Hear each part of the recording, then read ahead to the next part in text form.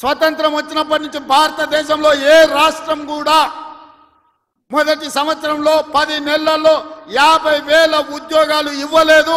నేను సూటిగా సవాలు విసురుతున్న చంద్రశేఖర్ రావు గారికి, రా నీ 10 ఏళ్ల పాలనలో ప్రతి సంవత్సరానికి నువ్వు ఎన్ని ఉద్యోగాలు ఇచ్చినావు, 10 నెలలల్లా నేను 50,000 ఉద్యోగాలు ఇచ్చిన లెక్క గట్టి తలకాయలు మొత్తం ఎల్బీ స్టేడియంలో పిలిపించి అందరిని పెడతా, నువ్వు వాళ్ళ తల లెక్క పెట్టుకో. ఒక్క తల తగ్గి నాకు క్షమాపణ చెప్పడానికి నేను సిద్ధంగా ఉన్నా. అన్ని చిల్లర మాటలే. మా తాత ఉన్నప్పుడే నోటిఫికేషన్ ఇచ్చాడు, మా ముత్తాత ఉన్నప్పుడే మేము ఇవన్నీ చేసినాం అంటాడు. వెనకటికి ఎవడోనంటే వాడిని తాతలు నేతులు తాగుతానంట, ఇప్పుడు వీడు మూతులు నాకేండంట. గట్లున్నది వీళ్ళ మాటలు. చెప్పుకోవడానికి బాగానే ఉంటుంది. మా చచ్చిపోయిన బర్రె పగిలిపోయిన కుండ నిండా పాలిస్తుండని, బర్రె చచ్చింది, కుండ పగిలింది, ఇంకా బుద్ధి మాత్రం మారలేదు వీళ్ళకు.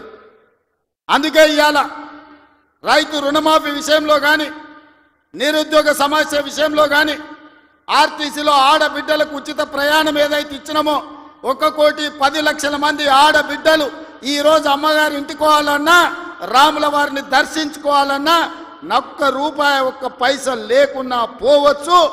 3,700 కోట్ల రూపాయలు మంత్రి పొన్నం ప్రభాకర్ గారు ఇవాళ ఖర్చు పెట్టి ఆడబిడ్డలకు ఉచిత బస్సు ప్రయాణం ఇచ్చాడు. ఇదే కాదు, ఆనాడు మోడీ ప్రభుత్వం 1,200 రూపాయల సిలిండర్ చేస్తే ఈరోజు ఆడబిడ్డలకు 500 రూపాయలకే సిలిండర్ ఇస్తున్నాం. ఆ శాఖ ఉత్తమ్ కుమార్ రెడ్డి గారు చూస్తున్నారు. అదేవిధంగా ప్యాడీ ఆయన ఏమన్నాడే, కేసీఆర్ ఊరేసుకుంటే ఊరేసుకున్నట్టే అన్నాడు. అన్నట్టు ఉండాలి కదా. ఆయన మాత్రం ఫామ్ హౌస్లో 150 ఎకరాలు ఊరేసుకున్నాడు. అవన్నీ లెక్కలు తీసి బయట పెట్టిన వీడియోలతో సహా. మా సార్ అట్లా వేసుకున్నాడు కానీ అని వాళ్ళ తాబేదారులు వచ్చి